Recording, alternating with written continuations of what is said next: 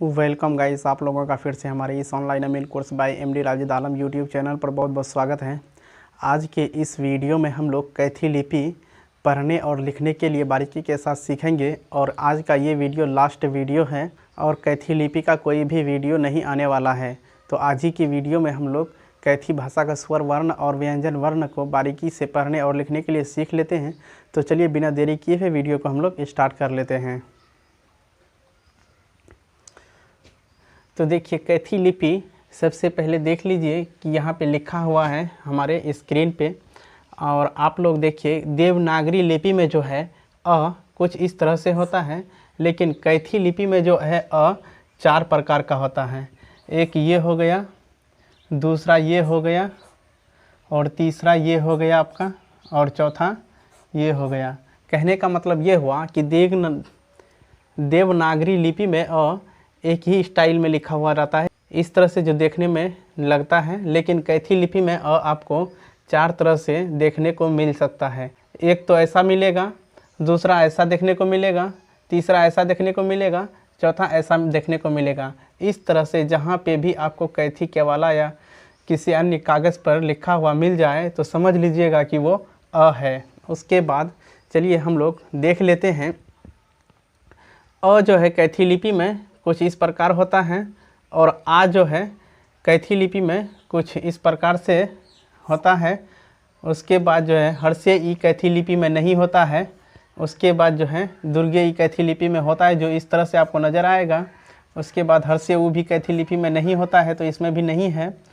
और दुर्गे ऊ कैथी लिपि में प्रयोग किया गया है, तो वो इस तरह से प्रयोग किया गया है। चलिए देख लिए। उसके बाद ए का प्रयोग देखिए कैथी लिपि में इस तरह से हुआ था, और ए का प्रयोग कैथी लिपि में इस तरह से हुआ है। आप लोग ध्यान रखिएगा इसका। और उसी तरह से हम लोग देखते हैं कि कैथी लिपि में ओ जो है कुछ इस प्रकार से लिखा गया था, और औ इस प्रकार से लिखा गया था, अन इस प्रकार से लिखा गया था, और अह जो है अ दे करके साइड से ह दे दिया था, तो वह अह हो गया था।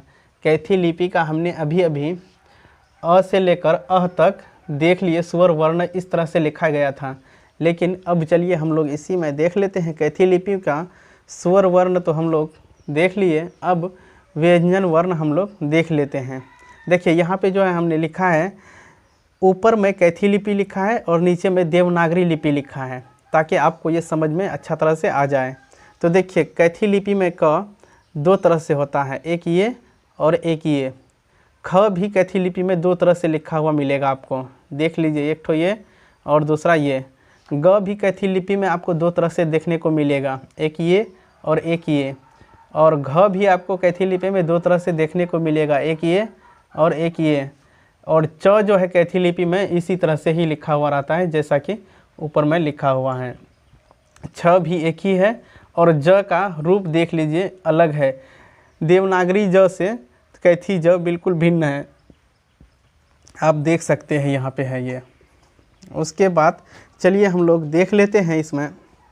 झ जो है कैथी लिपि में 2 तरह से आपको देखने को मिलेगा। पहला तो ये है, दूसरा ये है।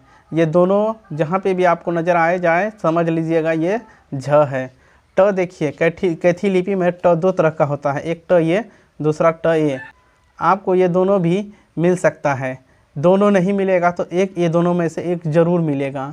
ठ भी 2 तरह से कैथी लिपि में लिखा गया है।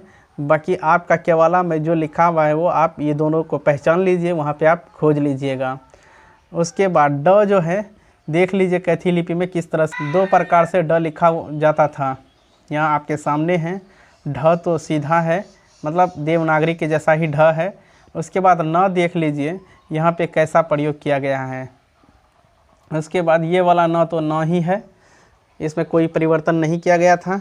त देखिए कैथी लिपि में 3 तरह से लिखा गया था, एक ये हो गया आपका, दूसरा ये हो गया, तीसरा ये हो गया। ये तीनों त कैथी लिपि में प्रयोग किया गया है, और आपके केवाला में कौन सा त प्रयोग किया गया है वो आप यहाँ देख करके आसानी से वहाँ खोज सकते हैं। थ तो इसी तरह से है, देख लीजिए। और द भी 3 तरह का हो गया है। द देख लीजिए आपके सामने है, आप अच्छा तरह से द का प्रैक्टिस कर लीजिएगा। ध भी देख लीजिए, ध का रूप देवनागरी का रूप कैथी का रूप से बिल्कुल भिन्न है। और उसके बाद न जो है, न तो ये है उसी तरह से जिस तरह से न है देवनागरी लिपि में। प का प्रयोग जो है थोड़ा देवनागरी से अलग है कैथी लिपि में। देख लीजिए यहाँ पे है फ, देखिए बिल्कुल भिन्न है, देवनागरी से कैथी बिल्कुल भिन्न है फ में। देखिए फ कैथी लिपि में इस तरह से लिखा जाता था, जबकि देवनागरी लिपि में इस तरह से। और ब जो है, ब कुछ इस तरह से लिखा हुआ रहता है और ये वाला सिरा जो है इस पर टच नहीं हुआ है और जा कर के इसका पेट कटा हुआ नहीं है, लेकिन देवनागरी का पेट कटा हुआ है और दोनों सटा हुआ है। तो अब जा कर के हम लोग भ देखते हैं। भ देखिए, भ का रूप कितना अच्छा लगता है, लेकिन थोड़ा सा देवनागरी से भिन्न है। म का तो वही है, ये है लगभग में। देखिए उसके बाद य जो है, य देखिए ये वाला य, उसके बाद जो है आपको ये वाला च लगभग सेम मिलेगा, लेकिन दोनों में अंतर है। आप बारीकी से देखिएगा और देख करके हमको कमेंट करके बताइएगा दोनों में आपको क्या अंतर मिला है। उसके बाद र देखिए, दो तरह से कैथी लिपि में लिखा गया था। ल भी कैथी लिपि में दो तरह से ही लिखा गया था। व जो है कैथी लिपि में वह लिख करके नीचे में एक बिंदा दे दिया जाता था, ये वह हो गया था। और उसके बाद तालव स का इस्तेमाल इस तरह से लिखा गया था। मूर्धन स का प्रयोग कैथी लिपि में इसी तरह से ही है और दंत स का भी प्रयोग इसी तरह से है, लेकिन ह का प्रयोग कुछ इस तरह से किया गया था कैथी लिपि में। अभी अभी हमने कैथी लिपि के स्वर वर्ण और व्यंजन वर्ण को हम लोग बारीकी से देख लिए हैं कि कौन सा वर्ण किस रूप में लिखा हुआ रहता है। तो चलिए अब हम लोग इसको दिमाग में रखते हुए कुछ शब्द बना लेते हैं। कुछ शब्द बनाने की हम लोग प्रयास करते हैं।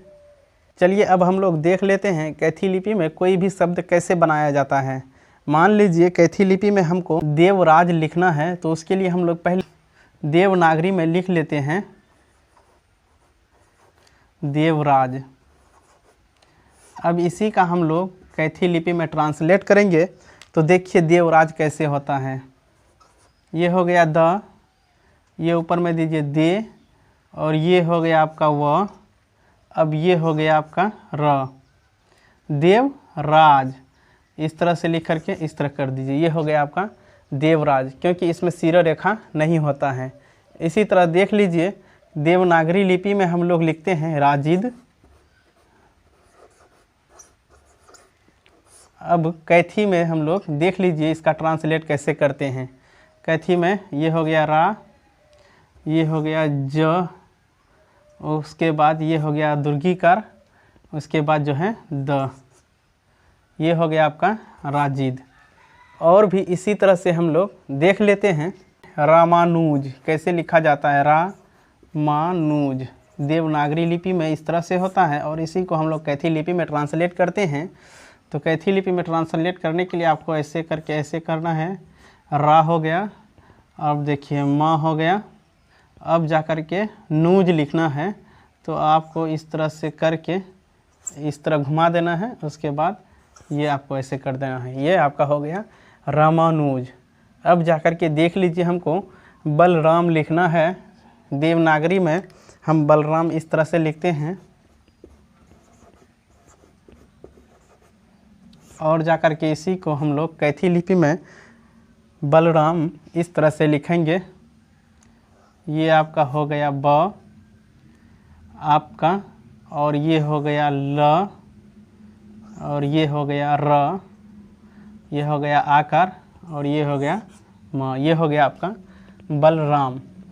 कैथी लिपि में हमने पहले ही बता दिए हैं कि सिरो रेखा नहीं होता है, और इसमें एक शब्द को दूसरे शब्द से अलग करने का कोई स्पेस नहीं होता। यदि आप वो वीडियो नहीं देखे हैं तो हमारे आई बटन में दिया हुआ उसका लिंक है, वहाँ से आप जा कर के वो वीडियो देख लीजिए। मैं उम्मीद करता हूँ कि आप लोग कैथी लिपि का स्वर वर्ण और व्यंजन वर्ण बारीकी के साथ लिखने और पढ़ने के लिए सीख लिए हैं, और साथ ही साथ आप कैथी लिपि में कोई भी शब्द बनाने के लिए भी सीख लिए हैं। आपको ये वीडियो कैसा लगा हमें कमेंट करके बताइएगा। चलिए आज का वीडियो हम लोग यहीं पे समाप्त करते हैं, मिलते हैं अगला वीडियो में, तब तक के लिए जय हिंद।